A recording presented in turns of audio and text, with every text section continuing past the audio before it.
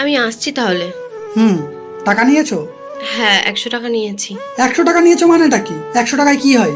তোমার এখান থেকে যেতে আসতে 100 টাকা তো গাড়ি ভাড়াতেই চলে যাবে। তারপর তুমি এতদিন পরে যাচ্ছ বাবা মার কাছে, তাদের জন্য কিছু নিয়ে যাবে না? দাঁড়াও, এই টাকাটা ধরো, বাবা মার জন্য কিছু কিনে নিয়ে যাবে। আর বোনদের নিয়ে ঘুরতে গেলেও তো তোমার টাকা লাগবে, এক্সট্রা এটাও রেখে দাও।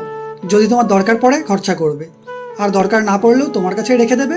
তোমার তো লাগে, তোমার বাবা তোমাকে ভালো থাকার জন্য আমার হাতে তুলে দিয়েছে। তুমি ওখানে যাচ্ছ, ওখানে গিয়ে যদি কিপটেমি করো তাহলে বাবা কি ভাববে?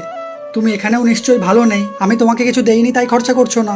আমার মনে হয় সমস্ত ছেলেদের তার সামর্থ্য অনুযায়ী তার ওয়াইফকে কিছু টাকা দেওয়া উচিত, যাতে সে তার হাত খরচাটা চালাতে পারে। সব সময় হাজবেন্ডের কাছে হাত পাতাটা ভালো লাগে না। ছোটখাটো জিনিসের জন্য আমার কাছে হাত পাতবে, সেটা ঠিক না। তাই আমার মনে হয় সমস্ত স্বামীদের উচিত তার ওয়াইফকে অল্প কিছু টাকা দিয়ে রাখা। যাও, সাবধানে যাও।